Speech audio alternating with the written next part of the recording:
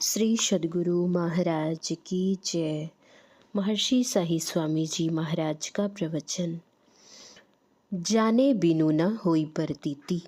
आप लोग जानते हैं कि रावण को 1 लाख पुत्र 1.25 लाख नाती थे। सोने की लंका पड़ी थी। बहुत बड़ा राजपाट था। बहुत हीरा जवाहरात जड़ा था। वह वहाँ का विद्वान था। समुद्र से घिरा था।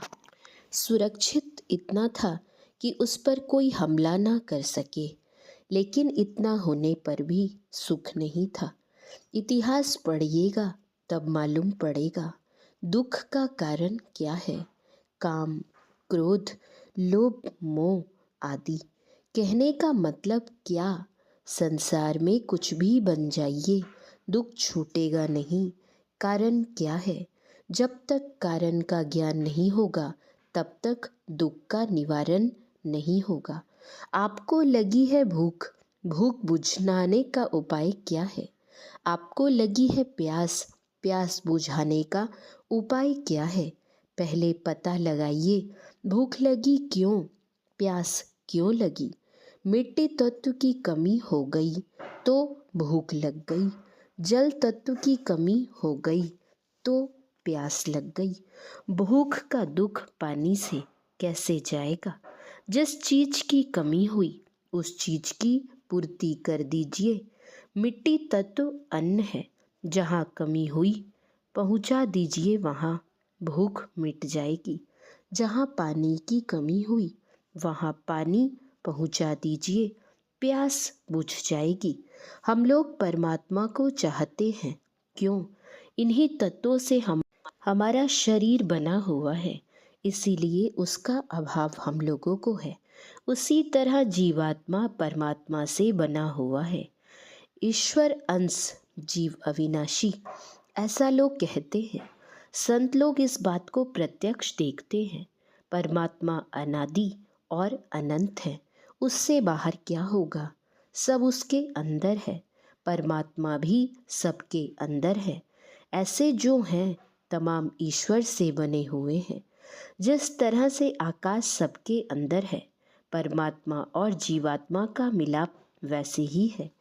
जिस तरह घड़े के अंदर के आकाश को घटाकाश, घर के अंदर के आकाश को मठाकाश और बाहर के आकाश को महदाकाश कहते हैं। घड़े के अंदर रहने से घटाकाश, घड़े को तोड़ दिया तो घर के अंदर रहने से वही मठाकाश हो गया। फिर घर को भी तोड़ दीजिए तो बाहर के आकाश में मिलकर वही महदाकाश हो जाएगा। कहने का मतलब क्या हुआ? हम परमात्मा से अलग रहने से दुखी हैं, ना कि संसार के पदार्थों के नहीं मिलने से, नहीं जानने के कारण कि सुख किसमें है। वस्तु कहीं ढूंढे कहीं, केही विधि आवे हाथ। कह कबीर तब पाइए, जब भेदी लीजे साथ।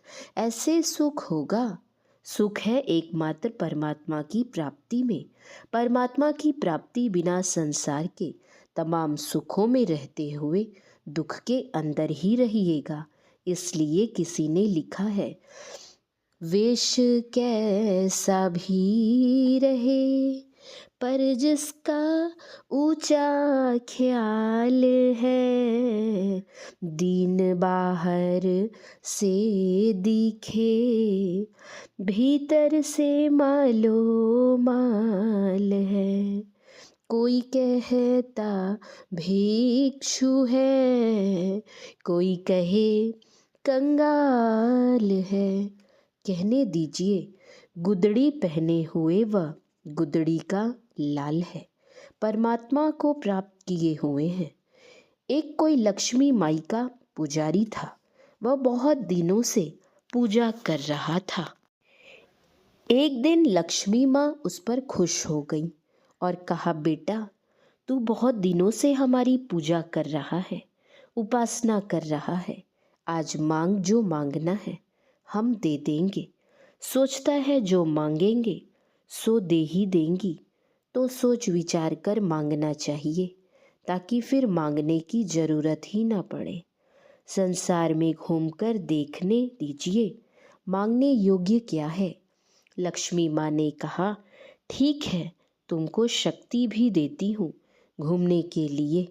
शक्ति भी मिल गई, संसार में घूमने लगा। बड़े बड़े राजा महाराजा के पास गया, सेठ साहूकारों के पास गया, बड़े बड़े आदमी के यहाँ गया। तमाम संसार में घूमकर देखा, कोई दुख से खाली नहीं था। उसने सोचा, अगर संसार की वस्तु मांगेंगे तो हम भी दुखी रहेंगे। उसने कहा, हमें कुछ भी पसंद नहीं आया। संयोग से एक बाबा जी मिल गए। महात्मा जी उसके मन की बात जान गए। पहुँचे हुए महात्मा थे। मन की बात जान लेना कोई बड़ी बात नहीं थी। बुलाया और कहा, बच्चा, तुम बड़ी परेशानी में दिखाई दे रहे हो, क्या बात है? उसने कहा, हम लक्ष्मी माई की उपासना कर रहे थे। लक्ष्मी माई हम पर खुश हो गईं। उन्होंने कहा है, मांग, जो मांगना है हम दे देंगे। हमने सोचा संसार में घूमकर देख लें, मांगने योग्य क्या है। संसार में घूम आए, लेकिन हमको कुछ भी पसंद नहीं आया। अब लक्ष्मी माई से कहेंगे कि हमको संसार में कोई वस्तु पसंद नहीं आई, आपकी जो इच्छा हो सो दे दीजिए। महात्मा जी ने कहा, तुम एक काम करो, लक्ष्मी माई से कहो कि वह तुम्हें मेरे जैसा बना दे। उसने कहा, आपकी तरह बनकर हम क्या करेंगे। बड़े बड़े राजा महाराजा, सेठ साहूकार पसंद नहीं आए तो आपके जैसे बनकर क्या करेंगे। आपके शरीर पर अच्छे वस्त्र नहीं है, खाने को अन्न नहीं है, संसार में रहने को कोई जगह नहीं है। महात्मा जी ने कहा, तुम मुझे नहीं जानते हो। उन्होंने आंखें बंद करवाईं और माथे पर हाथ फिरा दिया। फिर आंखें खोलने को कहा। जब उसने आंख खोली तो महात्मा जी ने पूछा, क्या देखा? वह बोला, महाराज, आप ठीक कह रहे हैं, आप जैसा कोई नहीं है। इतनी संपत्ति, इतनी विद्या बुद्धि बल, इतनी सुख शांति, ऐसा तो किसी के पास नहीं है। महात्मा जी ने कहा, ठीक है, जाकर लक्ष्मी माई से कहना कोई एक बाबा जी हैं, वैसा हमको बना दो। लक्ष्मी माई कहती हैं, अरे बाबा जी जैसे बनकर क्या करोगे, इतने बड़े बड़े राजा महाराजा हैं, यहाँ तक कि तुम्हें स्वर्ग का मालिक बना देंगे, बाबा जी बनकर क्या करोगे। उसने कहा, हमको एकमात्र वही बनना है। उसको रहने को जगह नहीं है, खाने के लिए अन्न नहीं है, पहनने के लिए वस्त्र नहीं है, फिर भी हमको वैसा ही बनना है। कहती हैं, अच्छा ठहरो। जाती हैं भगवान विष्णु के पास, उनसे कहती हैं, आज हम बड़े फेर में पड़ गए हैं। सो क्या बात है? लक्ष्मी माई कहती हैं, कोई एक भक्त हमारी उपासना कर रहा था, उसको मैंने वरदान दे दिया। सोचा कुछ राजपाट मांगेगा, सो नहीं मांगकर कहता है हमको बाबा जी बना दीजिए। भगवान विष्णु कहते हैं, बना दीजिए। लक्ष्मी माई कहती हैं कि जो शक्ति बाबा जी के पास में है वह शक्ति तो हमारे पास नहीं है। विष्णु कहते हैं, वह शक्ति तो हमारे पास भी नहीं है। लक्ष्मी माई बोली, अब तब कोई उपाय बता दीजिए। कहा, उसको कहिए उन्हीं की सेवा करे, उनकी कृपा से वैसा बन जाएगा।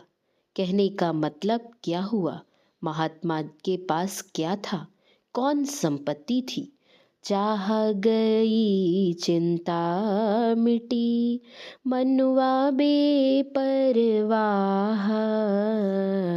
जाको कछु न चाहिए, सोई शहंशाह। ऐसे जो है एकमात्र परमात्मा है। परमात्मा से संसार की चीज क्या मांगना है? मांगना है तो परमात्मा से परमात्मा को ही मांग लो। परमात्मा अगर मिल गए तो पाने के लिए कुछ बाकी नहीं रहेगा। श्री सद्गुरु महाराज की जय। यह प्रवचन महर्षि में ही धाम मनियारपुर में गुरु जयंती के सुअवसर पर दिनांक 1/5/2007 ईस्वी को अपराह्नकालीन सत्संग में हुआ था। यह प्रवचन पुस्तक संत शाही ज्ञान प्रकाश जन्म सती स्मृति ग्रंथ संकलनकर्ता स्वामी धैर्यानंद जी से पढ़ा गया है। शाही स्वामी जी महाराज के प्रवचन का कुछ अंश पढ़ा गया है। श्री सद्गुरु महाराज की जय। श्री सद्गुरु महाराज की जय। श्री सद्गुरु महाराज की जय। जय गुरु महाराज।